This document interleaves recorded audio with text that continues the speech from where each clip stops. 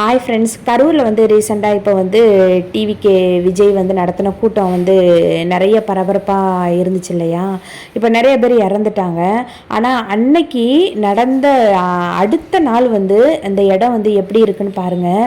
Next day வந்து போயிட்டு இந்த இடம்லாம் எப்படி இருக்குது என்னன்னு சொல்லிட்டு பார்த்தா நிறைய பேர் வந்து அடுத்த நாள் வந்து இப்படிலாம் வந்து இருக்கே, நம்ம போகலையே, அடுத்த நாளாவது போய் பார்ப்போம் எப்படி இருக்குது அப்படிங்கிறது. நிறைய பேர் வந்து அடுத்த நாளும் ஃபுல்லாக வேடிக்கை பார்க்குறதுக்கு வந்திருந்தாங்க. அங்கங்கே கூட்டமாக இருந்துச்சு. அந்த இடம் பார்த்தீங்க அப்படின்னா எல்லாம் செருப்புலேருந்து துண்டு அது இதுன்னு என்னென்னத்தையோ விட்டுட்டு போயிட்டாங்க. ஆனால் அப்போவே கூட்டம் நடந்தப்போ நிறைய மொபைலு, செயின் அது இதுன்னு எல்லாமே விட்டுட்டு தான் வந்து நிறைய பேர் கூட்டத்துக்குள்ளே வந்து போனாங்க. ஒரு கூட்டம் நம்ம போனாலே பொதுவாக வந்து எல்லாருமே செயின் கீனெல்லாம் கழட்டி வச்சுட்டு தான் நிறைய பேர் வந்து போகிறாங்க. ஆனால் சில பேர் வந்து எந்த தைரியமும் அந்த பயமும் இல்லாமல் வந்து போயிடுறாங்க. ஆனால் இப்படிப்பட்ட கூட்டங்கள் போகும்போது எல்லாமே சில சமயம் வந்து இந்த மாதிரி திடீர்னு ஒரு விஷயம் வரும்போது எல்லாமே இழந்துட்டு தானே வராங்க. அது எவ்வளோ கஷ்டம், உயிரும் போயிடுச்சு. உயிர் போனதுக்கப்புறம் இந்த மாதிரி சில விஷயங்களும் நிறைய வந்து கூட்டத்தில் மிதிப்பட்டு அடிப்பட்டு எல்லாத்தையும் போட்டிருக்கிறது, கையில் கொண்டு போனது எல்லாமே விட்டுட்டு தான் வராங்க. அந்த கூட்டம் பார்த்திங்க அப்படின்னா இதை வேடிக்கை பார்க்குறதுக்குனே ஏகப்பட்ட கூட்டம் வந்துருந்துச்சுங்க. அன்னைக்கு அடுத்த நாள் பார்த்திங்க அப்படின்னா எவ்வளோ செப்பல் கிடக்கு பாருங்கள். அந்த கூட்டத்துக்குள்ள உயிர் பிழைக்கிறதே வந்து பெரிய விஷயமாயிட்டு, அப்படிங்கும்போது அந்த செருப்பெல்லாம் எவன்டா கேட்பான், செருப்பெல்லாம் யார் பார்ப்பா அப்படிங்கிற மாதிரி தான் கிடந்துச்சு. அந்த டிவிக்குள்ளே அந்த துண்டு இருக்கு பாருங்க, அது ஃபுல்லாக எல்லாமே கீழே தான் கிடந்துச்சு. எல்லாம் மிதிச்சு கிதிச்சு அந்த மாதிரி அப்படி தான் ஃபுல்லாக கிடந்துச்சு.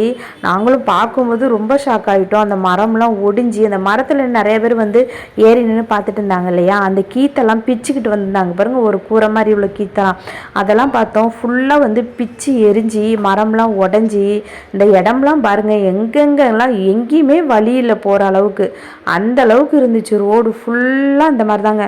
இப்போ இந்த சாக்கடையில் தாங்க நிறைய பேர் வந்து உள்ளே விழுந்து ஒன்றுக்கு மேலே ஒருத்தர் வந்து விழுந்து அந்த அளவுக்கு வந்து இறந்துருக்காங்க. அந்த சாக்கடை பார்த்திங்க அப்படின்னா, அந்த டிச்சு பார்த்திங்க அப்படின்னா அதை பார்க்கும்போதே ரொம்ப கொடூரமாக இருந்துச்சு. ரொம்ப அது ஃபுல்லாக சாக்கடையாக இருந்துச்சு. ஆனால் அதில் வந்து விழுந்தால் அடுத்தடுத்து மேலே விழுகும்போது கண்டிப்பாக பிழைக்கிறதுக்கு சான்ஸே இல்லை. ஏன்னா அப்படியுமே நிறைய பேர் வந்து இறந்துருக்காங்கன்னு தான் சொன்னாங்க. எவ்வளோ கஷ்டம் பாருங்கள். இங்கே பாருங்கள் எப்படி கிடக்கு பாருங்கள். இதெல்லாம் வந்து இது வந்து அடுத்த நாள் வந்து க்ளீன் பண்ணாங்களா என்னன்னு தெரில. ஆனால் அடுத்த நாள் வந்து நிறைய பேர் வந்து வேடிக்கை பார்க்குறதுன்னு போனாங்க. அப்படி தான் நாங்களுமே போனோம். போயிட்டு எல்லாம் முடிச்சுட்டு பார்த்துட்டு ரொம்ப இதை பார்க்கவே ரொம்ப பரிதாபமாக இருந்துச்சு. அந்தளவுக்கு கஷ்டமாக இருந்துச்சு. எல்லாமே அந்த கேமராவில் ஷூட் பண்ணவங்க, வீடியோ எடுத்தவங்க எல்லாருமே இந்த இதில் சோசியல் மீடியாவில் ஷேர் பண்ணுறாங்க பாருங்கள். அவங்களாம் என்ன பண்ணாங்கன்னா, நான் பார்த்தவங்களாம் என்ன பண்ணாங்க அப்படின்னா, இங்கே பாருங்கள் இது அந்த இடம், இது இந்த இடம் தான் நம்ம அன்றைக்கி பார்த்தோம், அந்த மரத்தை பாருங்களேன். இந்த மாதிரி வந்து நிறைய பேர் வந்து வேடிக்கை பார்த்துக்கிட்டு இருந்தாங்க. வேடிக்கை பார்க்குறதுக்குன்னே ஒரு கூட்டம் வந்து அப்படி அலமோதிட்டு வருது.